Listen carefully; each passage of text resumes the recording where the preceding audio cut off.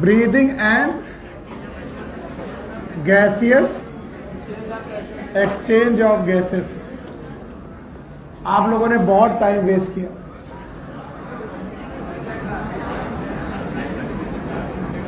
और मेरी स्पेलिंग पे बेटा ज़्यादा ध्यान मत दिया, भावनाओं को समझा करो। So it is breathing and exchange of gases our next topic. Relax होकर के सुनो। बोलते हैं डाइजेशन जहां पर खत्म होता है, ये चैप्टर ठीक वहीं से शुरू होता है। कैसे, मैं बताने की कोशिश कर रहा हूं।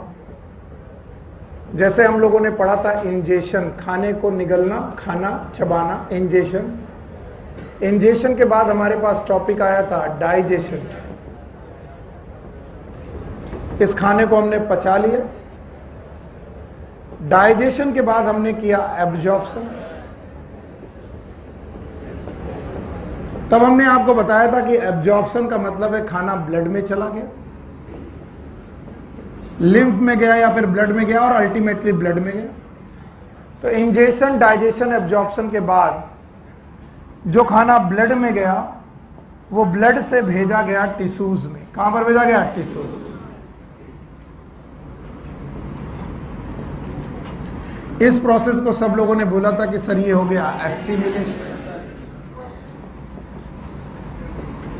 और जब खाना एसिमिलेशन करके सेल्स के अंदर चला गया, फूड जब सेल के अंदर चला गया, तब इस फूड का क्या हुआ हम सब जानते हैं। इस आगे के प्रोसेस को, ऐसा नहीं कि हम अनभिज्ञ। हमें मालूम है इस फूड का होगा ब्रेकडाउन। क्या होगा? ब्रेकडाउन। और इस ब्रेकडाउन होने की वजह से यहां पर निकलेगी एनर्जी, और उस एनर्जी को हम लोग एटीपी, किसमें? ATP. What is ATP? Adenosine triphosphate, store करेंगे। पर जब ये फूड ब्रेक हो रहा होगा, जिस समय ये फूड ब्रेक हो रहा होगा, वी नीड ऑक्सीजन। हमें क्या चाहिए? ऑक्सीजन। तो हम ऑक्सीजन को एंट्री कराएंगे टिश्यूज में, और बेटा CO2 नाम की गैस को यहां से रिलीज कराएंगे, क्योंकि इस ब्रेक डाउन के दौरान ऑक्सीजन यूज होगी और कार्बन डाइऑक्साइड रिलीज होगी। ऑक्सीजन का यूज होना, कार्बन डाइऑक्साइड का रिलीज होना, it is known as exchange of gases. बोलो क्या नाम है? This is known as exchange of gases. और इस एक्सचेंज ऑफ गैसेस को ही हम लोग ब्रीदिंग का नाम देते हैं। किसका नाम देते हैं? ब्रीदिंग। इन लार्जर टर्म ये ब्रीदिंग नहीं है, लेकिन फिर भी एनसीईआरटी ने कहा है तो मैंने मान लिया। इसका नाम हम लोग क्या नाम देते हैं? Breathing. So what is breathing? कोई पूछे व्हाट इज ब्रीदिंग, बता पाओगे? Exchange of the gases. क्या लिया हमने? ऑक्सीजन। क्या निकाला? CO2। तो ऑक्सीजन एंट्री कराई और CO2 बाहर निकाली, इसका नाम ब्रीदिंग। तो this exchange of gases is known as breathing. Wrongly, गलत तरीके से इसे हम लोग रेस्पायरेशन का नाम भी देते हैं। क्या नाम देते हैं? तो एनसीईआरटी बोलती है this breathing is also known as respiration. By the way, respiration की डेफिनेशन मैंने पहले पढ़ा रखी, याद है?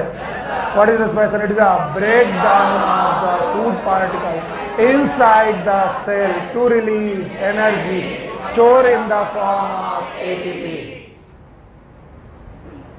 तो हुआ ये कि हमने ब्रीदिंग का नाम ही रखा respiration. So what is breathing? First of all, what is breathing? It is a exchange of gases. दो गैसेस का नाम याद है? एक कौन? ऑक्सीजन। दूसरा क्या लिया? क्या छोड़ा?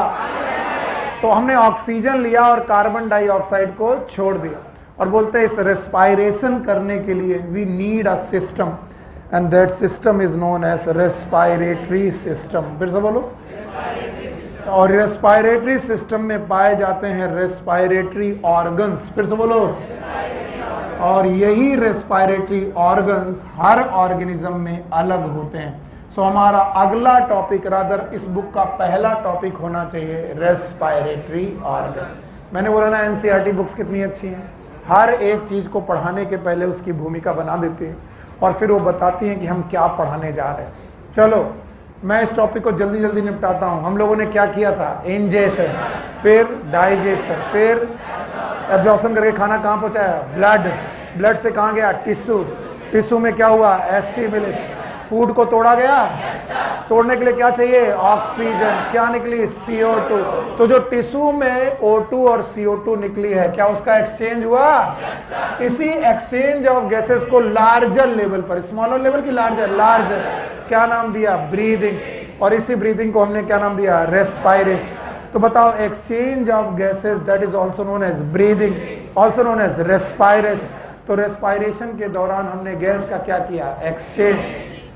और उन गैसेस को एक्सचेंज करने के लिए we need a system known as respiration. जैसे हमें 5 काम करने थे, इंजेशन, डाइजेशन, एब्जॉर्प्शन, ये इस काम करने के लिए हमारे पास सिस्टम था।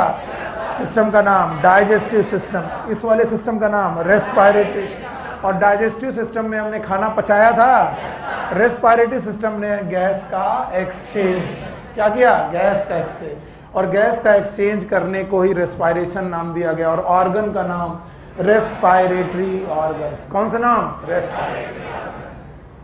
So next topic is respiratory organ.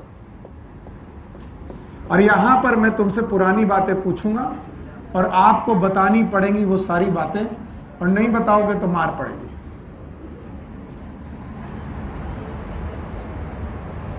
कोई पूछे what are the respiratory organs, तो आप बोलोगे respiratory organ are the organ, they are the organs which help in gaseous exchange। ये वो ऑर्गन है जो गैसियस एक्सचेंज में मदद करते हैं। और बोलते हैं टाइप ऑफ रेस्पायरेटरी ऑर्गन, कि किसके पास कौन सा रेस्पायरेटरी ऑर्गन होगा, ये 2 बातों पर डिपेंड करता है।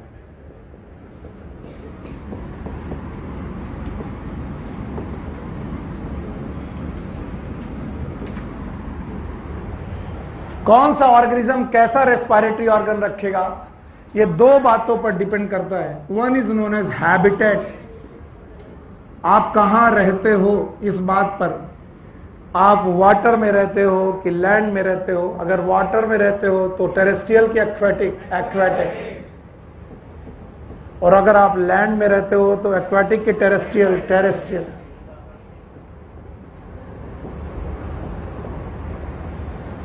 और दूसरा इस बात पर डिपेंड करेगा कि आपका लेवल ऑफ ऑर्गेनाइजेशन क्या है।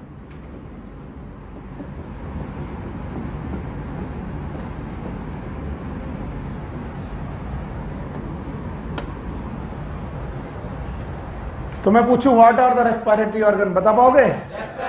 Respiratory organ are the organ which help in gaseous exchange. ये गैस को एक्सचेंज करने में मदद करने वाले ऑर्गन्स हैं, they are known as respiratory organ. Yes yes. हे भगवान, नहीं नहीं, उसको मालूम है किसे खड़ा होना। उसको लग रहा कि अभी 2 दिन पहले से क्लास चालू की, हमसे क्या पूछने जा रहा। घबराना बिल्कुल नहीं, बाकी बदतमीजी कोई करेगा तो मैं उसको बहुत उड़ाऊंगा, तो बिल्कुल फ्री होकर जवाब देना। यस, लेवल ऑफ ऑर्गेनाइजेशन आपने कितने प्रकार की पढ़ी है? कभी तो पढ़ी होंगी।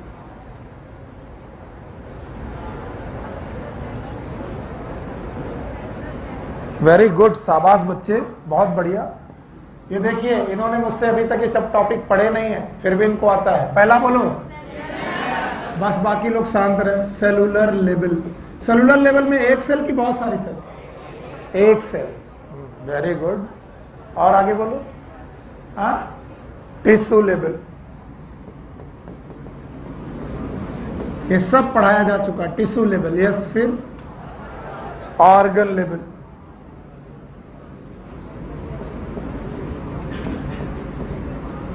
फिर ऑर्गन सिस्टम लेवल,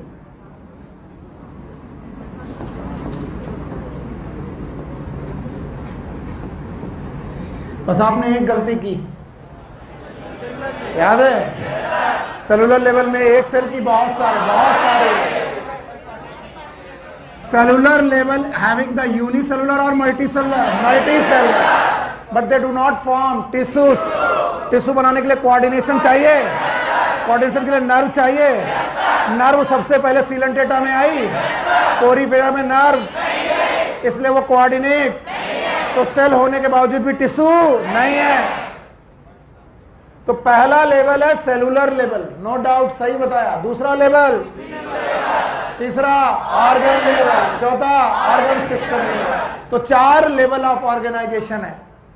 और अब आपको ध्यान से समझना पड़ेगा। बताओ रेस्पिरेटरी ऑर्गन किन 2 बातों पर डिपेंड करेगा? Number 1 habitat, number 2। तो चाहे जितना भी बोर हो रहे हो, चाहे जितना मन ना करे, उस मन को बोलो कि यहां लगो। बोलो, पहला कौन? हैबिटेट। दूसरा लेवल ऑफ ऑर्गेनाइजेशन, कितने प्रकार का? 4। Number 1 cellular, tissue, organ system. अब आपकी मदद से मैं पूछने की कोशिश कर रहा हूं, क्या आपको सेलुलर लेवल ऑफ ऑर्गेनाइजेशन याद है? किस में होता है याद है? बोलो कौन? पोरीफेरा। और इनके एग्जांपल स्पंजेस हैं। ये है राजा बाबू, रिवीजन हो रहा। टिश्यू लेवल याद है? बोलो कौन? सीलन ट्रेटा और टीनोफोरा है। तो सीलन ट्रेटा और टीनोफोरा दोनों टिश्यू लेवल है। एक का नाम कॉम जेली, सीलन ट्रेटा, टीनोफोरा। हाइड्रा किसमें? सीलन ट्रेटा। गजब। क्या आपको ऑर्गन लेवल याद है? बोलो। इट इज प्लेटी हेलमिंथिस। प्लेटी हेलमिंथिस मतलब फ्लैट वॉर्म है, टेप वॉर्म है। तो टेप वॉर्म और फ्लैट वॉर्म इट इज प्लेटी हेलमिंथिस। यस और नो? तो अभी मैं लेवल ऑफ ऑर्गेनाइजेशन की बात कर रहा हूं। आइए, ऑर्गन सिस्टम याद है? नाम सुनने मुझे पूरे नाम चाहिए। चलो बोलो, सारे नाम याद रहेंगे? बोलो नाम मुझे चाहिए। यस बोलो। सर एक का नाम है एसके हेलमिंथिस। एसके हेलमिंथिस है। दूसरा एनेलिडा, वेरी गुड। आर्थ्रोपोडा है। आर्थ्रोपोडा के बाद आर्थ्रोपोडा, किसके बाद? मोलस्का। फिर इकाइनोडर्मेटा है और एक हेमिकॉर्डेटा। ये सब चीज, 1 मिनट बदतमीजी किया तो मैं वहीं आकर उड़ाऊंगा आके, बदतमीजी मत करना। हेमिकॉर्डेटा, ये बताइए ऑर्गन सिस्टम है? एक और बचा ऑर्गन सिस्टम है। कॉर्डेटा बचा, तो हमने कॉर्डेटा अलग लिख लिया। और कॉर्डेटा में वर्टिब्रेटा के अंदर 5 लोग याद है? एक कौन? फिश, एम्फीबिया, एक कौन? रेप्टाइल, और एक कौन? बर्ड्स, और कौन? मैमल। 5 लोग हैं। yes. अब सुनना, मैंने जबरदस्ती ये 3 ग्रुप बनाए। आपको समझना पड़ेगा। कॉर्डेटा को अकेले मैं वर्टिब्रल कॉलम के साथ मानता हूं, इनका नाम है वर्टिब्रेटा। फिर से बोलो। और बाकी सब Invertebrata. All of them are Invertebrata. नाम सुनने में बड़ा अच्छा लगता है, पर अगर मैं पूछूं इनवर्टिब्रेटा का मतलब जिनमें रीढ़ की हड्डी ना हो। हमें रीढ़ की हड्डी, केचुए में रीढ़ की हड्डी, सांप में रीढ़ की हड्डी, केचुए में भी नहीं है, सांप में नहीं। क्योंकि बचपन में जब आपने केचुआ देखा था तो बोला था मम्मी सांप, तो मम्मी ने कहा नहीं ये सांप नहीं है केचुआ। फिर बाद में जब आपने सांप देखा तो बोला मम्मी केचुआ, बोले भाग ये सांप है। सांप के पास रीढ़ की हड्डी है, केचुए में रीढ़ की हड्डी। वो किसका मेंबर है? एनेलिडा। तो हमने पूरे ग्रुप को 2 पार्ट में बांटा। एक कौन? वर्टिब्रेट और एक इनवर्टिब्रेट। पोरीफेरा से लेकर Hemichordata, they are invertebrate. Sir ये क्यों पढ़ा रहे हो? अचानक रेस्पिरेटरी सिस्टम पढ़ाते पढ़ाते यहां कहां कूद गए? यहां इस बात पर कूद गए कि बोला रेस्पिरेटरी ऑर्गन किन 2 बातों पर डिपेंड करते हैं, याद है? नंबर 1 हैबिटेट, दूसरा लेवल ऑफ। पक्का? तो हैबिटेट बदलेगा, रेस्पिरेटरी ऑर्गन बदल जाएंगे, और लेवल ऑफ ऑर्गेनाइजेशन बदलेगा, रेस्पिरेटरी ऑर्गन बदल जाएंगे। देखिए ध्यान से सुनिए, अगर बुद्धि है तो आप जवाब दोगे पोरीफेरा का रेस्पिरेटरी ऑर्गन किसी को याद है? It is known as GBS, general body surface. General body, no not the canal, never say this. Canal system is digestion के साथ हो रहा, लेकिन मेन ऑर्गन की बात की जा रही। Organ is no organ, it is general body surface. General body surface से आपका रेस्पायरेशन हो रहा, देयर इज नो ऑर्गन। बताओ, Coelenterata Ctenophora general body surface, Platyhelminthes general body surface. अब आया Aschelminthes generally parasite, generally aerobic या anaerobic, anaerobic. Respiratory system की जरूरत नहीं है, अगर हुई तो जीबीएस, हुई तो जीबीएस। अब आया Annelida, it is not general body surface, it is cuticle. हर चीज general, it is moist cuticle. Moist cuticle आप स्किन बोल सकते हो, जनरल बॉडी सरफेस मत बोलना। आप स्किन शब्द यूज कर सकते हो, वो भी नमत करना तो अच्छा है। बोलो क्या करेंगे, मॉइस्ट क्यूटिकल। मॉइस्ट क्यूटिकल हुआ एनालिडा। अब बचा कौन, आर्थ्रोपोडा। सुनो सुनो सुनो ये बेवकूफों, आर्थ्रोपोडा दो प्रकार के, अगर टेरेस्ट्रियल हैं, कैसे हैं, टेरेस्ट्रियल यानी कि लैंड में रहने वाले इंसेक्ट है, तो याद रखना ट्रैकियरी सिस्टम। बोलो क्या, कॉकरोच में ट्रैकियरी सिस्टम था, या फिर बुक लंग्स। बोलो क्या, बुक लंग्स। गिल्स बोलते ही थप्पड़ पड़ेगा, अरे टेरेस्ट्रियल है। आओ आओ आओ आओ आओ।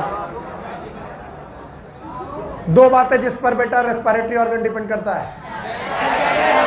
लेवल ऑफ ऑर्गेनाइजेशन, दूसरा हैबिटेट। अभी टेरेस्ट्रियल हो तो लंग्स, नहीं कौन से लंग्स, बुक लंग्स और ट्रैकियरी सिस्टम। और अगर आप कहीं एक्वेटिक आर्थ्रोपोडा हो, कैसा एक्वेटिक, क्या आपको किंग क्रैब याद है? क्रैब याद है? प्रॉन याद है? झींगा मछली एक मछली है, आर्थ्रोपोडा है। तो आपके पास होंगे गिल्स एंड बुक गिल्स। ये सब पढ़ाया जा चुका है, आपको लग रहा कि नहीं पढ़ाया गया, सब पढ़ाया गया एनिमल किंगडम में इनफैक्ट। तो गिल्स और बुक गिल्स आर्थ्रोपोडा में पाए जाते हैं, एक्वेटिक सिस्टम में। हैबिटेट बदलिए, बदल गया। और टेरेस्ट्रियल सिस्टम में ट्रैकियरी सिस्टम और बुक लंग्स। अब बचा मोलस्का, मोलस्का में पाए जाएंगे गिल्स, फिर से बोलो, और बेटा इकाइनोडर्मेटा में GBS. What is GBS? General body surface, या फिर वाटर वेस्कुलर सिस्टम, फिर से बोलो। और बचा हेमिकॉर्डेटा, गिल्स, फिर से बोलो, गिल्स। अब आइए भाई साहब, फिश, गिल्स, बोलो गिल्स। एम्फीबिया से लेकर मैमल तक लंग्स, एम्फीबिया से लेकर मैमल तक लंग्स। अगर आप इतना सीख पाए हो तो आप अपना दूसरा पैराग्राफ सही ढंग से पढ़ पाए। आपके एनसीईआरटी में जो दूसरा पैराग्राफ है रेस्पिरेटरी ऑर्गन, वो इतनी चीजें बताता है। आप सर इतना तो नहीं लिखा है, लिखा है। दो बातें, one is level of organisation, दूसरा हैबिटेट। और ये जब तक मैं पूछ नहीं लूंगा आगे नहीं बढ़ूंगा मैं। हटा दें, चलो एक मिनट। ये सब एनिमल किंगडम में हम लोगों ने डिटेल में पढ़ा। और कुछ लोगों को लगता कि सर को इतना कैसे, बच्चों को इतना कैसे आता है। अगर आप कॉन्सेप्ट से पढ़ोगे, रट्टा नहीं मारोगे। टाइम मत देखो बेटा, कोई फायदा नहीं है। घड़ी लगी है 1:15 बजे, अभी 12:15। भांग खा के बैठे होगा, हटो, हटा दें। देखो बेटा धीरे धीरे आएगा, पढ़ो मेरे साथ। पोरीफेरा, 4 लोग जीबीएस, बोलो कौन? Porifera, Coelenterata, Ctenophora, Platyhelminthes. तो सबसे पहली बात तो आपको सारे फाइलम आने चाहिए। आते हैं? बोलो, Porifera, Coelenterata, Ctenophora, Platyhelminthes, Aschelminthes, Annelida, Arthropoda, Mollusca, Echinodermata, Chordata. Chordata याद है? कॉर्डेटा में कितने लोग? 5। Fish, amphibia, reptile, birds, mammal. और आप सुनो, मैं एक एक करके पूछ रहा हूं, तुम एक एक करके जवाब दो तो और अच्छा रहेगा। बताओ, पोरीफेरा, सीलेंटेटा, जीविया, टीनोफोरा, जीविया, प्लैटीहेलमिन्थेस, जीविया। प्लैटीहेलमिन्थेस की जरूरत एस्केलमेंथिस में जरूरत होगा तो GBS, Annelida, moist cuticle, moist cuticle earthworm है। आर्थ्रोपोडा आया, कितने प्रकार का? 2। लैंड में तो tracheary system and book lungs, lungs मत बोलना, बुक लंग्स। और अगर पानी में गए तो gills and book gills, gills and book gills. Arthropoda निकल गया। मोलस्का, गिल्स होगा। इकाइनोडर्मिटा, इकाइनोडर्मा जनरल बॉडी सरफेस या फिर वाटर वेस्कुलर सिस्टम, याद रहेगा। फिर आया हेमीकॉर्डेटा, गिल्स, याद है। और बताओ कॉर्डेटा फिश में और एम्फीबिया से लेकर मैमल तक, हाँ लंग्स। हे राजन खड़े हो। हे राजन, जब कभी तुमने गिल्स की बात मोलस्का में की तो ये कहाँ पाए जाते? सब लोग शांत रहेंगे। मोलस्का में गिल्स कहाँ पाए जाते? डंडा लाओ। हाँ चॉकलेट आज दे इनको बड़ी आराम से। रोज नई नई टी शर्ट पहन के आ रहे हो, दिन में 2 बार लाओ। अरे आ जाओ आ जाओ। ये बैठे बैठे ऊंग रहे थे। आ जाओ आ जाओ। गिल्स, हाँ चॉकलेट देते हैं ना, लो 2 चॉकलेट। चलो हैप्पी चॉकलेट डे। बाकी लोग अगर नहीं बता पाए तो मैं छोड़ देंगे। बताओ मोलस्का में गिल्स, मेंटल कैविटी, हाँ बताओ। अरे और मेंटल कैविटी में पाए गए ये गिल्स, एक काम की 2 काम। एक और रेस्पायरेशन, दूसरा एक्सक्रीशन। तो बहुत ए राजन, मेरे से गुस्सा होने का कोई मतलब नहीं है। आगे सुनो। ज्यादातर समय पर रेस्पायरेशन में बॉडी फ्लूइड इन्वॉल्व नहीं है, लेकिन वर्टिब्रेटा तक आते आते रेस्पायरेटरी ऑर्गन वेस्कुलराइज्ड हो गए हैं। वेस्कुलराइज्ड रेस्पायरेटरी ऑर्गन, सुनोगे नहीं मरोगे। ऐसे रेस्पायरेटरी ऑर्गन जिनमें ब्लड वेसल्स और ब्लड एंट्री कर गया। आप याद करो, कॉकरोच के ट्रैकेरी सिस्टम में ब्लड का कोई लेना देना नहीं था। तो ज्यादातर समय पर respiratory organ they divide of body fluid, लेकिन वर्टिब्रेटा तक आते आते द ऑर्गन बिकम वेस्कुलराइज्ड। और वर्टिब्रेटा के वेस्कुलराइज्ड रेस्पिरेटरी ऑर्गन 2 प्रकार के, वन इज गिल्स। अगर कोई पूछे गिल्स में ब्लड वेसल्स हैं, यस। और दूसरे हैं लंग्स। बुक लिखती है लंग्स आर वेस्कुलराइज्ड बैग। तो अगर कभी आपका मन कर जाए कि लंग्स के अंदर ब्लड वेसल होंगी कि नहीं होंगी, तो बताओ होंगी, खूब सारी ब्लड वेसल्स होंगी। और इसीलिए वर्टिब्रेटा के रेस्पिरेशन को 2 पार्ट में बांटा गया। गिल से होने वाला respiration it is known as branchial, bronchial, not the bronchial, it is branchial respiration. Bronchial नहीं बोला, ब्रैंकियल। ब्रैंक का मतलब ही होता है गिल्स, और लंग्स का मतलब पल्मोन। पल्मोन का मतलब ही होता है लंग। तो याद रखना, this type of respiration is known as pulmonary respiration.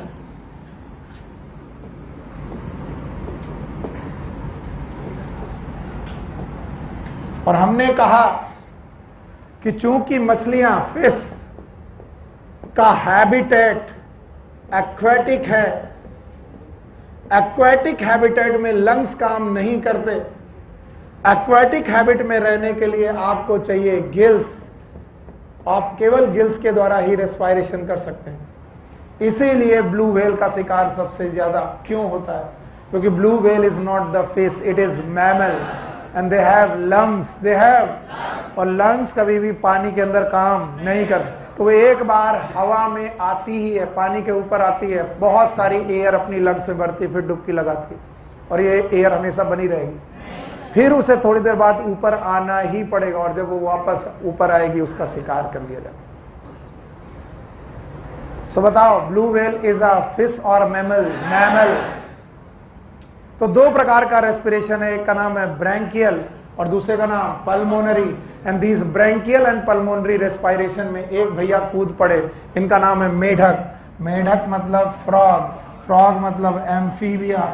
और वो बोलते हैं हम तो दोनों जगह रह लेते हैं, हमारे बारे में बताओ। एम्फीबिया मतलब फ्रॉग, और एम्फीबिया ने कहा कि हम तो दोनों ही जगह रह लेते हैं। एम्फी मतलब बोथ। तो भगवान ने कहा कि हे फ्रॉग, हे राजन,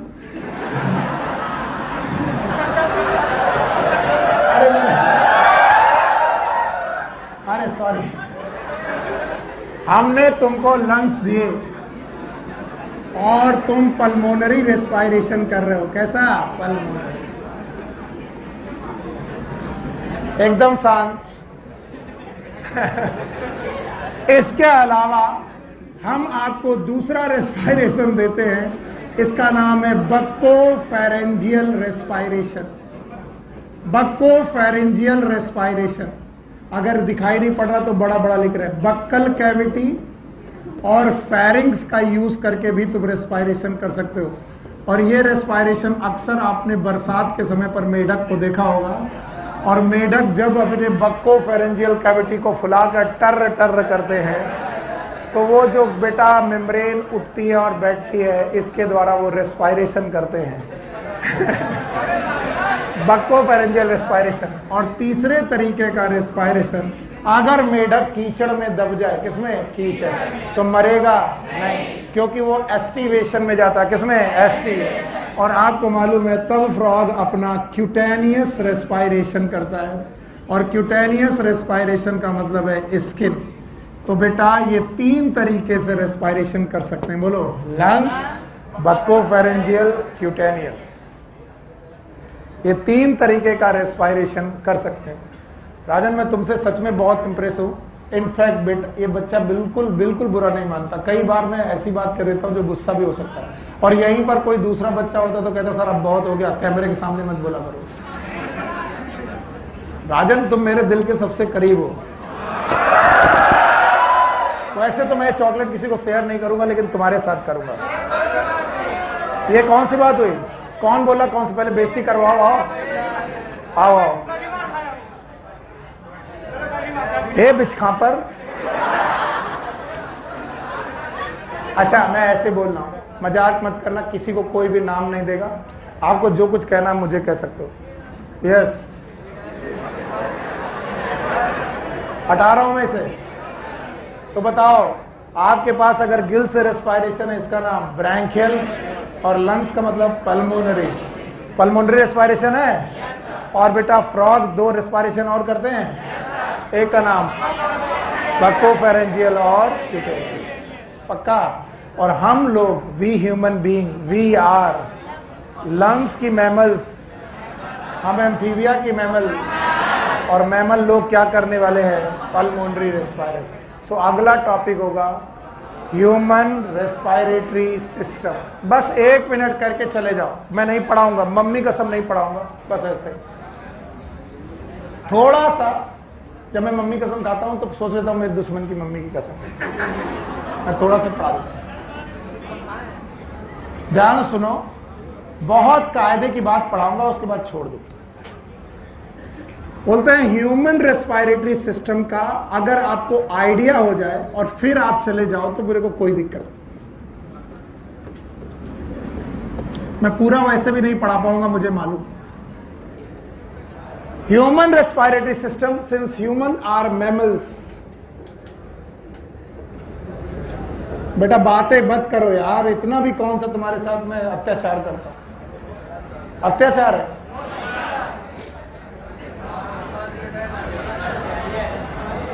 बच्चों, ह्यूमन एक मैमल है, और मैमल अपना रेस्पिरेशन लंग्स से करते हैं, इसीलिए बोलते हैं इसे पल्मोनरी रेस्पिरेशन। Pulmonary respiration. और परमोलरी रेस्पायरेशन करने के लिए भगवान ने इन्हें लंग्स दिए और ये कैविटी में दिए हैं, and that cavity is known as thoracic cavity. और बस आप मुझे थोरेसिक कैविटी के बारे में आइडिया दे दो और फिर इसके बाद घर जाओगे। सब लोग ध्यान सुनेंगे। बैग संभालने लगे, खड़े हो। तो कैसे तुमको मैंने ऑर्डर किया कि तुम उसके अंदर नोटबुक रखोगे? अच्छा,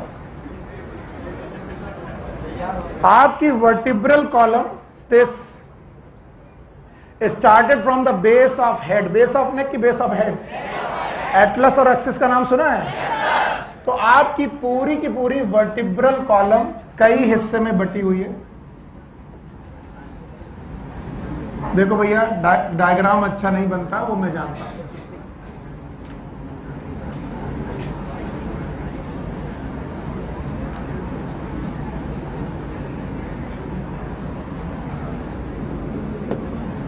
गिनना मत, गिनोगे तो वर्टिब्री कम ज्यादा हो सकती है। अब मैं आपको सिखा रहा हूं क्योंकि यही चीज कल काम आएगी, और कल काम आ जाएगी तो काम बन जाएगा। बोलो, क्या आपके नेक रीजन में वर्टिब्री हैं? क्या आपके चेस्ट के पीछे वर्टिब्री हैं? क्या आपके एब्डोमेन के पीछे वर्टिब्री हैं? यस। और क्या आपके सैक्रम के पीछे वर्टिब्री हैं? यस। अब सुनो, एकदम शांत यार, मैं रीढ़ की हड्डियां गिन रहा हूं। सारा बाबू, ये रीढ़ की हड्डियां किस चैप्टर में आती हैं? और लोकोमोशन नंबर में इसके बाद आता कि पहले? तो हमको पहले लोकोमोशन पढ़ाना चाहिए, फिर रेस्पिरेटरी पढ़ाना चाहिए। When you have clear mind, जब आपका माइंड क्लियर होता है सब चीजें आती है, और नहीं हो तो नहीं आती, उन्हें बोल देना। इधर देखो, नेक रीजन की वर्टिब्री है, इन नेक रीजन की वर्टिब्री को बोलते हैं सर्वाइकल वर्टिब्री। बोलो कौन? और चेस्ट रीजन की वर्टिब्री, ये वाली वर्टिब्री, मारूंगा, वर्टिब्री यहां है कि पीछे?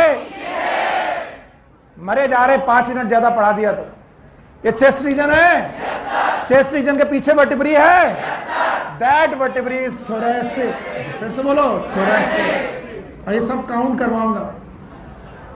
इसके बाद एब्डोमेन दिखाई पड़ा, इसके पीछे की लंबर, फिर से बोलो, लंबर। और याद रखना, सैक्रम, सैक्रल, बोलो कौन? सैक्रल। सैक्रल के बाद कोकिक्स, फिर से बोलो, कोकिक्स। तो आपकी रीढ़ की हड्डी को 5 भागों में बांटा गया। नंबर बोलो, सर्वाइकल, थोरेसिक, लंबर, सैक्रल, कोकिक्स। और याद रखना, गर्दन के नीचे, यहां का रीजन नेक है, नेक के नीचे आपकी बॉडी के वेंट्रल साइड में एक बोन है, and that bone is known as sternum. फिर से बोलो, स्टर्नम।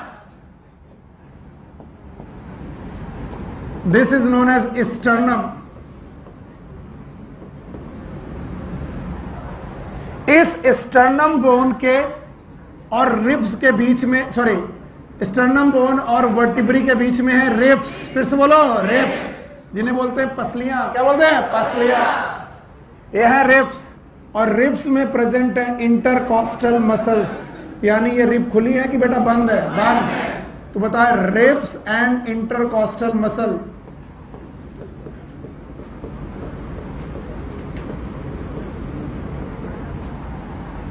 और इसके नीचे यहां पर एक मसल प्रेजेंट है, and that muscle is known as diaphragm. फिर से बोलो, this muscle is known as diaphragm.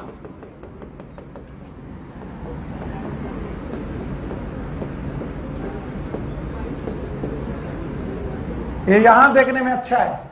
अब अपनी बॉडी को देखो, दिस बोन इज स्टर्नम। बोलो क्या? Sternum, chest bone. स्टर्नम हो गई। This is vertebrae. फिर से बोलो, चेस्ट के पीछे की वर्टिब्री, थोरेसिक। सर्वाइकल की थोरेसिक, थोरेसिक। आगे, पीछे, थोरैसिक वर्टिब्री, पूरा बोलो, आगे पीछे थोरैसिक वर्टिब्री, पक्का? नीचे डायाफ्राम, नीचे डायाफ्राम, साइड में रिब्स, साइड में एक एयर टाइट कैविटी बनी, और रिब्स खुली है कि बेटा बंद? किस मसल से? इंटरकॉस्टल। और एक कैविटी बनी, that cavity is known as thoracic cavity. बोलो क्या? Thoracic cavity. इसी थोरैसिक कैविटी के अंदर आपके पास कितने जोड़ी लंग्स? 2 जोड़ी। अच्छा, 1 जोड़ी लंग्स पाए जाते हैं, और इनमें से एक लेफ्ट और एक राइट। लेफ्ट और राइट 2 लंग्स पाए जाते हैं, और किस कैविटी में पाए जाते हैं? Thoracic cavity. इस थोरैसिक कैविटी के इन दोनों लंग्स के बारे में आपको कुछ बातें आपको मैं पढ़ाऊंगा, आज नहीं, लेकिन आपको पहले ध्यान से सुनना पड़ेगा। अभी के लिए कुछ बातें सुननी पड़ेगी। अगर आप थोरैसिक कैविटी की बाउंड्री अच्छे से बता देंगे, और इधर जो लोग देख रहे हैं वो मरेंगे ही मरेंगे। 4 महीने बाद आप भूल जाओगे सर ने क्या पढ़ाया, पर जब अपनी बॉडी साथ लेके चल रहे हो ये भी भूल जाओगे कौन है। तो बताओ, गर्दन के नीचे तो ऊपर बेस ऑफ नेक है, ऊपर की तरफ बेस ऑफ नेक बंद हो गया, नीचे डायाफ्राम, तो ऊपर से बंद, नीचे से बंद, आगे से, पीछे से, राइट साइड में रिब्स, लेफ्ट साइड में, और इंटरकॉस्टल मसल। बताओ, पूरी की पूरी कैविटी, क्या ये एयर टाइट कैविटी है? Yes sir. अब देखना, इसका मैं एंटीरियर पोस्टीरियर व्यू बना रहा हूं। अगर ये बेस ऑफ नेक है, बेस ऑफ नेक सर, और ये है डायाफ्राम, बोलो क्या? डायाफ्राम। तो सर जी ये होंगी रिब्स, बोलो क्या? रिब्स।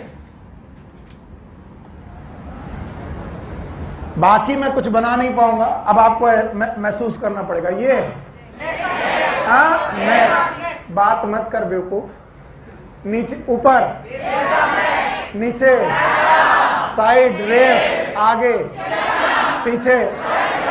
क्योंकि मैंने सामने से बनाया है तो मेरे पास स्टर्नम नहीं बन पाई है, और ना मैं बनाऊंगा, आपको महसूस करनी पड़ेगी। आगे की तरफ क्या होगा? स्टर्नम, और पीछे की तरफ क्या होगा? वर्टिब्रल कॉलम, बोलो। और बेटा आगे की तरफ स्टर्नम, पीछे की तरफ वर्टिब्रल कॉलम, साइड में रिब्स, नीचे, ऊपर। बताओ, जो मैंने ये बनाया इसका नाम क्या? बताओ, इसका नाम क्या है? डायाफ्राम, पक्का? इसका नाम बेस ऑफ, ये रिब्स, ये। और पेन छोड़ देना, क्योंकि बुक में लिखा नहीं मिलेगा और तुम मरोगे, मैं नहीं मरूंगा। घर में जाकर के एक स्टील का ग्लास लीजिए, ग्लास को अपने मुंह से लगाइए और एयर सक करिए। किया होगा आपने कभी ना कभी? बताओ, ग्लास आपके मुंह में चिपक जाएगा? Yes sir. इसका कारण है निगेटिव प्रेशर, बोलो क्या? जब आपने एयर सक कर ली तो ग्लास के अंदर निगेटिव प्रेशर पैदा हुआ। अगर आप ये नहीं मान, अगर आपको इतनी अकल नहीं तो आप फिजिक्स नहीं जानते, आपको फिर से सोचनी चाहिए। तुम लोग गलती करते हो, इस तरीके की हरकत करने वालों को तुरंत पॉइंट किया करो जिसने इस तरीके की आवाज निकाली, और वो फिर जिंदगी में भूल जाएगा, उसकी जहां से हवा निकलनी चाहिए वहां से भी नहीं निकलेगी।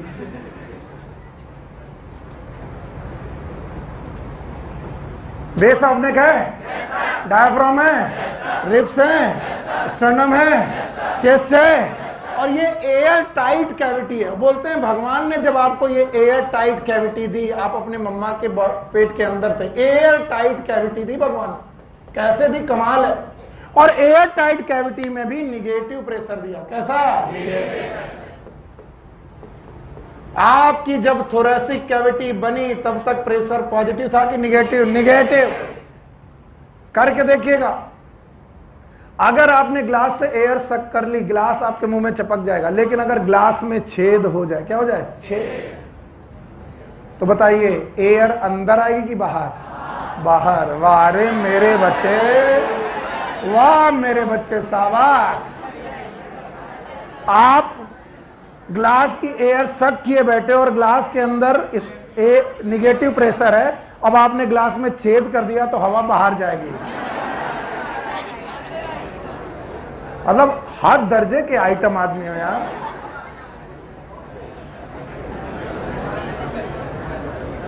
और अगर हवा अंदर आई तो बताओ, जो चीज अंदर है वो सिकुड़ेगी कि फैलेगी? फैलेगी।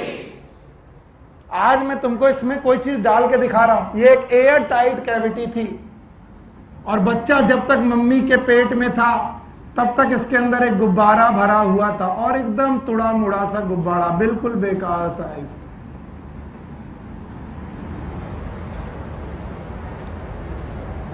बिल्कुल यही है। बट ये एक छेद है जिसका नाम है ट्रैकिया। बोलो क्या नाम है? ट्रैकिया, जो नाक से खुलता है। किससे? नाक से। याद रहेगा। और जैसे ही आप मम्मा के पेट से बाहर आए, डॉक्टर साहब ने पहले 2 चमाटा मारा, चटाक, ताकि आप रो। और जैसे आप रोए, पहली बार हवा भरी, हवा, वो ग्लास में छेद हुआ था तो हवा अंदर, और जैसे ही अंदर आया, बताइए यहां हवा इसे गुब्बारे को बचाया कि फुला दिया? और जैसे फुलाया, आज इसका नाम क्या है? लंग्स।